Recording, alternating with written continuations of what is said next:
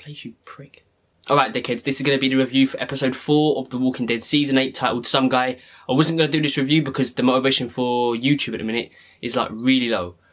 That's why it's just been like reactions and reviews for the past, fucking month or something like that. So it's going to come back though. There will be more like discussion videos, but there's nothing to really talk about at the moment. So on to the episode. One of the best episodes of this season, I think.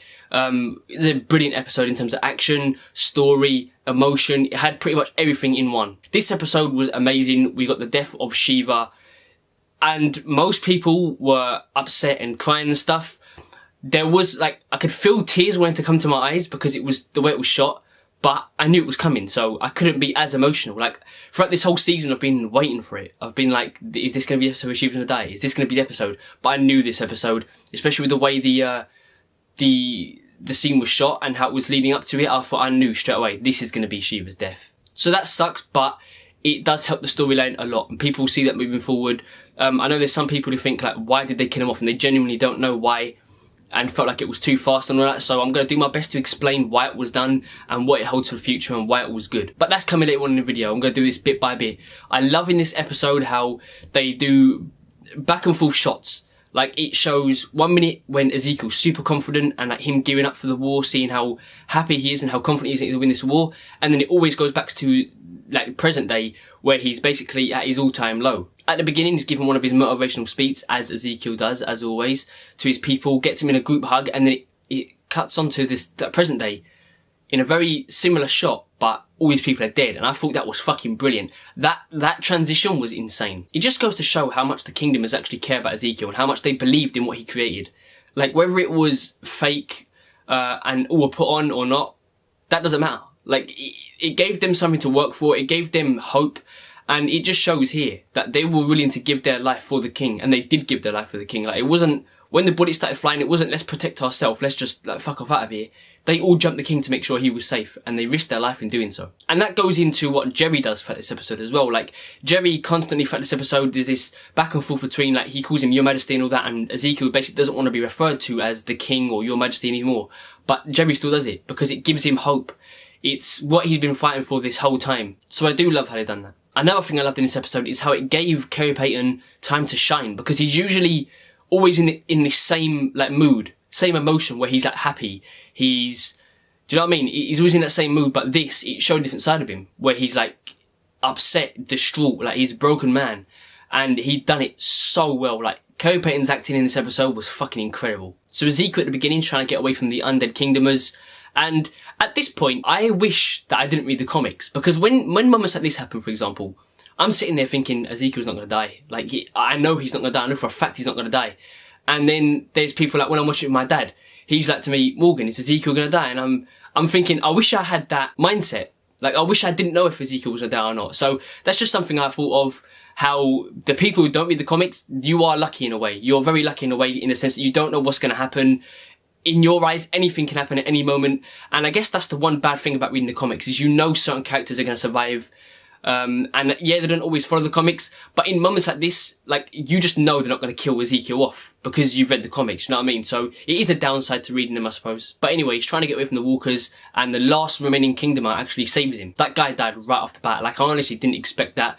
One bullet by that Jeffrey Dahmer looking motherfucker with the glasses and stuff. From the get-go, everyone was like, he's creepy, and he was. Whoever that actor was, I know his name is in my head, but I forgot it. Whoever he is, he's a really good actor. Like, he portrayed that character and what he wanted it to be. He done it very well. He even said on Talking Dead that he wants the viewers to hate his character, and he will do that. He will make sure that happens, and he did. He gave off a very creepy vibe, and he done it so well. But Carol in this episode, she proves once again why she's a badass and not to be fucked with. She takes out basically the whole, like, building herself. Pretty much, she takes out the entire building herself. Those lot with the 50 calibers and stuff, she took them all out by herself. This motherfucker hid in a wall, right? She hid in a wall and took out, what, like 7 saviors all at once. And if that's not badass, I don't know what is. It's just The Walking Dead doing something once again unique. Something we haven't seen before, something we didn't expect, and it was a cool little addition. Carol took a really big risk when she surrendered.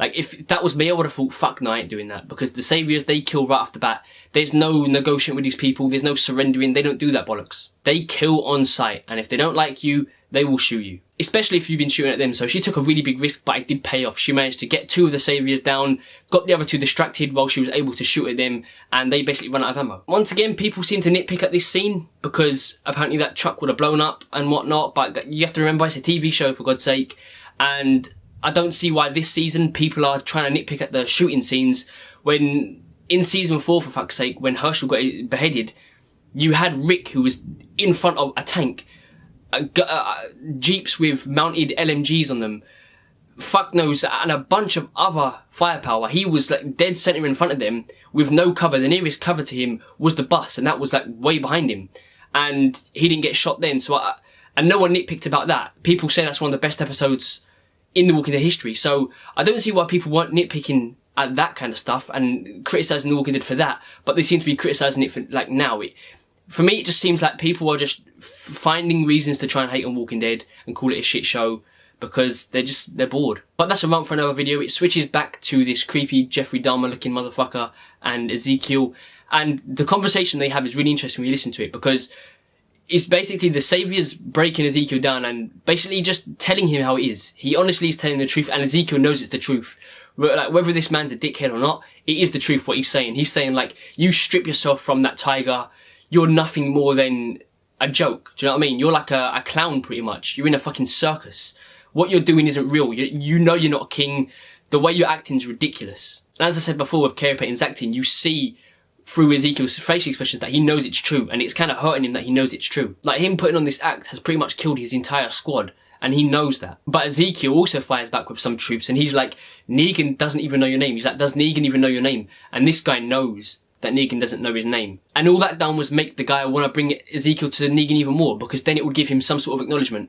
Negan will acknowledge him and know him as the guy who brought me the king. Do you know what I mean? So I think it's cool how they've done that. So after Ezekiel basically tries to attack this Saviour, he knocks him on the floor and he puts out a cross in his face with his own blood. And then he says, delusions of grandeur. And that just basically means, like, Ezekiel believed in his own character. Like, he himself got to the point where he believed that he was a king.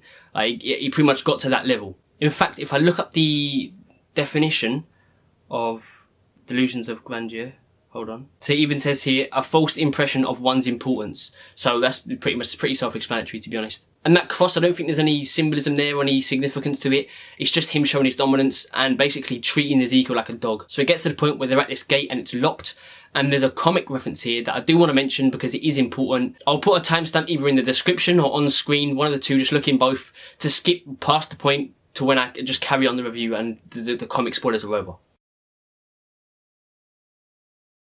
So 3, 2, 1, don't say I didn't warn you, these are comic spoilers. So Ezekiel's head does get put on a spike, and he does mention that. He says your head on a pike or a spike would do just fine.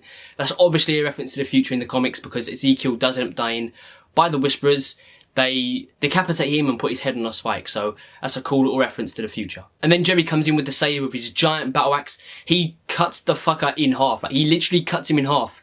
And for people who said that the gore is a problem in The Walking Dead, that just proves it isn't. Even last episode where you saw that guy, that Saviour, he got his eye ripped off, and we saw it in detail. The gore is still there. It is still there, definitely. Obviously they can't show the guy literally splitting in half fully, but that was the next best thing, and the way Jerry saved him was amazing. Now, Jerry's one of those characters where at first I liked him. He was one of those characters you like him because he's funny, right? But now I like him because he is a fighter as well. Like, he's a good soldier. He's genuinely a good soldier. Before, I didn't know if he could fight or not. I thought he was just there just to be funny. Do you know what I mean? But he's shown how much of an asset he is to Ezekiel in this episode. So I want him to stick around even more because of that. And Jerry's one of those characters where it's one of those rare cases where he's one of the very new characters that I actually care a lot about. It's rare for Walking Dead to introduce new characters and for me to even like care about them. But when they die, I'm just like, oh, that's sad. Who cares, really? But Jerry's one of those people where I'd be like, for fuck's sake, why did you kill him? So he comes in with that save, and I saw a lot of people talking about this online as well, how he managed to cut through a fucking human, like, dead center, cut right through him, and then can't cut the chain. Like, what the fuck's that chain made out of? We then get that conversation between Jerry and Ezekiel where he's like, Your Majesty, and he's like, don't call me that. I like the friendship between Ezekiel and Jerry a lot, because it's like there's a friendship there, but he's like that friend that bigs you up. Do you know what I mean? He's like that person who's going to go back to the kingdom and be like, the people who are doubting King Ezekiel, after what happened, like all his men lost, Jerry's that kind of man to be like, he's still your king. Because he says something like, dude, I will call you that. But it's like something along those lines. But it's like he's acknowledging him as a friend, but also as like still his leader. I hope that makes sense. He's like that friend that just bigs you up. So they then get ready to fight this herd that has been following them. The soundtrack in this episode, once again, amazing. And then it brings us back prior to all this happening, where Ezekiel's talking to Carol, and you realise that they're very similar. How they chose their path. Like, Ezekiel chose to be a king and chose what he wanted to do with the kingdom, and Carol chose that she didn't want to be a scared, like in Mo's words, a scared mouse running around the camp. She didn't want to be that, what she was in season 1. She wanted to be a strong and independent woman, and she done that. So you see it, they're very similar, and this, I've said many times, it's going to be funny in the Walking Dead fandom, because you have either Carol shippers, like Carol and Daryl, or you have Ezekiel and Carol, Carol, I like to call them. You see one of the two, and the Carol fans, the people who ship Carol and Daryl, they're going to be so pissed when these two get together, because they 100% are going to get together, 100%. Carol's taken the role 100% of Michonne, of comic Michonne, in terms of where it's going with Ezekiel, because especially after this, especially after what happened in this episode, Carol's definitely going to be the one to build Ezekiel back up, bring him back his confidence, and just basically bring him back to the man he was. Like, that's 100% going to happen, I guarantee you. So it's going to be funny to see online when that actually does happen, when you actually see the moment that they kiss or whatnot, because the Carol shippers are going to be so pissed, and they're going to be raging. But I've never seen them as that anyway. I've never seen them as a couple. I've seen them as like a brother and sister type relationship, or a very close friend. Because Daryl's never shown any interest in anyone throughout the 7 seasons. Why he would start now would make no sense to his character. So it switches back. Carol saves them from the herd, and Ezekiel basically says, we can't let those saviors get back to the sanctuary, because if they do, and they have those guns, Negan's gonna plow through those herd of walkers, and we're basically fucked. And that's when we hear Daryl's motorcycle. And at that point, Carol, there's no question in Carol's mind where she's like, maybe they're going to get the guns. She's like, they're not getting to the sanctuary. She knows that once Daryl and Rick are on a mission, they are getting that mission done 100%. There's no fucking stopping them. So we get a nice scene with Rick and Daryl in this episode, because it's been so dark all of a sudden. Like in this episode, it's been so dark throughout. And then we get it's just nice to see Rick and Daryl doing what they do best and kicking ass. Now, how that saviour at the back of the truck with a mounted gun did not manage to hit Rick once I have no clue. Like, it's mounted. I understand the car's moving and stuff, but surely you can't be that much of a fucking horrible shot that you're missing. It's mounted on a bipod, for fuck's sake, and you're missing every single shot. Like, you're hitting the car, but you're not hitting Rick. It makes no sense to me. And bear in mind, those bullets managed to tear through the Kingdomers. Like, they were wearing armour as well, and it took their arms off. It left fucking massive holes in their body. And when he's shooting at this truck, this Jeep that Rick's driving, it's like it's being shot with a BB gun or something. I don't understand what happened there. And this saviour who's driving the Jeep as well, the biggest dumbass ever, he takes his eyes off the road for a fucking split second, looks back, and he's already spinning out of control just because there's a few walkers there. Like, mate, who are these soldiers for real? Like, no wonder Negan's in trouble. Like, these aren't soldiers, they're a joke. So they managed to get hold of the guns. I like the little comedy moment there where Daryl's like, you look like shit. Just shows once again that they're really comfortable around each other. Makes me question the conflict that they're going to have throughout the season. I do think it's still going to be there, but there's some light-hearted moments between the two. Now we get onto the depressing part of the episode where Shiva dies with all the toxic waste walkers. And in one of the other episodes, I think it was episode 2, we come across a walker, Ezekiel and the group come across a walker that had like its skin ripped off, and it had like a white substance. It was covered in some white substance. Its skin was all ripped off. And I think this may be a walker that's come across this toxic waste thing, and maybe it's just burnt away its skin or just something like that. I don't know. But I think there's a bigger picture here that people aren't really focusing on. I think there's just more to it than just toxic waste. I don't know. I'm not sure what it is. I'm not going to go into it because I'll just be saying random shit at the top of my head. But I think there's a bigger picture here. It looks like that walker that was in episode 2 possibly stumbled across something here, and just something like that, because the walkers do look very similar. So moving a bit forward, Ezekiel stops talking in that video game like fucking voice, and he starts speaking in his actual voice. He's like, I'm not your king, and stuff like that. So it shows that he's at this point fully broken. Shiva comes to save him. I love how they've done this, because he saved Shiva ages ago, and now it's gone full circle. She saved him. He saved her at her worst moment, I guess, and she has saved him at his worst moment. So I love how that went full circle. So they get back to the kingdom. There's only 3 of them left. They left with a massive army, about fucking 50-something guys. and now they're back with 3 people, just 3 survivors. And there's a shot that parallels the first ever shot where like Ezekiel's walking in, the in front of him's blood, but you just see like him from behind. That's paralleled, and I think it's really cool. At the beginning, he's walking in all confident, like as if he's going to destroy the saviors, and then at the end, he's walking in a broken man. Like he's got to tell them the bad news that your family's dead. I've let you all down, basically. He doesn't even speak. Like I don't even think he can bring himself to speak at that point. Like the whole rest of this episode is silent, and you see him walk off. So it was an amazing episode. Carol, like I said, is going to be the one to bring Ezekiel back from this. Carol and Jerry, but more so Carol, and that's how it's going to form the Ezekiel relationship and how she's going to take the role of comic Michonne. Shiva dying, it did need to happen for Ezekiel's character, and it's going to push him, and everyone will see that in the future. He's not living in this make-believe world anymore. This is not some circus. Reality has hit him, and something like this needed to happen for Ezekiel to see that. Otherwise, he would have kept living in this world where he thinks like he's the king and all this bollocks. And Ezekiel, as far as we know, hasn't really had any real loss in this world. Everyone's had a loss. Like Carol's had Sophia, Daryl's had like Beth, Maggie's had Herschel, Beth, and like you get what I mean. Everyone's had some sort of really a big loss that's really impacted him. But as far as we know, Ezekiel hasn't had that yet. And I feel like Shiva was the first thing that he's lost where he's truly felt it, and he's truly felt what loss is like. So that's a big part of his character. It's going to take its toll on him.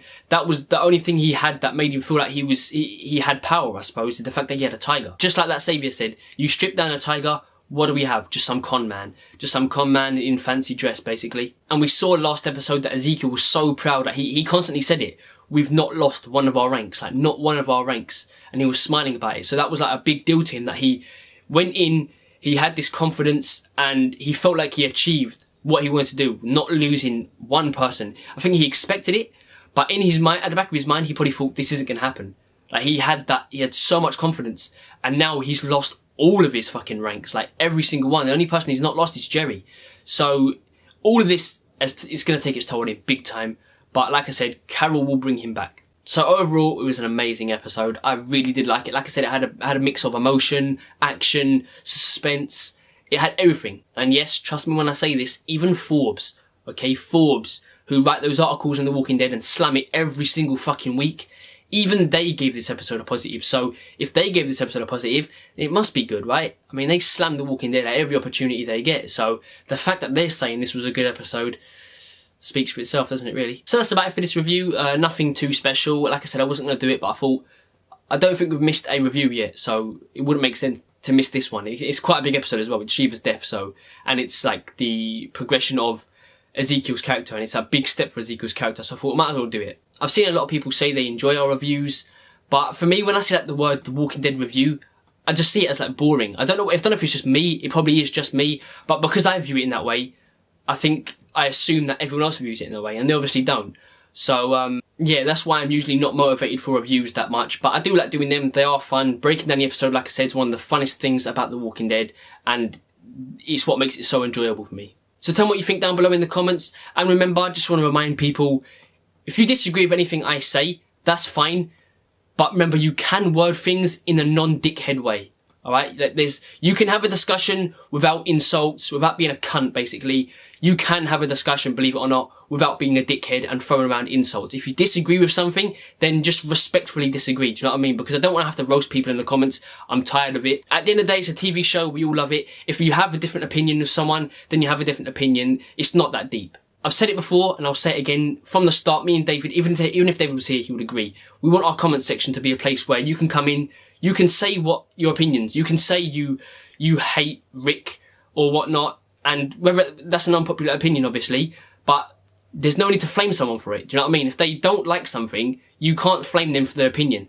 I've seen comment sections in the Walking Dead fandom that are fucking toxic. They are toxic as shit. Like, someone will say they hate Rick, and you will have people come at them with fucking pitchforks and flaming torches and shit. Like, it's a TV show. Like I said, it's not that deep, for real. So in our comment section, just be respectful is all I ask. There's just no need for it, to be honest with you. There's already so much negativity in the Walking Dead fandom as it is. Let's just try and tone it down a bit. And this doesn't apply to the people who are watching this video, who watch our reviews week in, week out, because this doesn't happen in our comment section.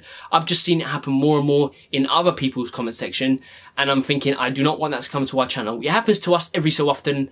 Like, you get a one-off of someone being a dickhead, but it doesn't bother me to begin with, but I just don't want... It's more so for the people who come in, say something, and then they get flamed for it. Like, I don't want people to not want to comment on our videos just for the sole purpose that they feel like they're gonna be slammed for it. Like, I don't want that shit. So I hope that makes sense. Like I said, none of that's directed at you lot, because I know you lot don't do that anyway. It's just, if new people come into this channel and they have that mindset, then don't do it. Really don't do it. So thank you all so much for watching. I love every single one of you. We're coming up to 3,000 subscribers, and to us, that's a big deal. May not be a big deal by other YouTuber standards, but to us, that is a massive deal. And we're going to come up with some exciting video. More video that show more of our personality, to be honest, because I don't feel like we get our personality out more. I don't know, I feel like we limit ourselves when it comes to these videos. So our Twitter links are down below in the description if you want to come and follow us. We discuss The Walking Dead all the time. It's the easiest way to get in contact with us if you do want to get in contact with us. Hope you enjoyed this video. Leave it a like, share it around, and as always, cheers for watching.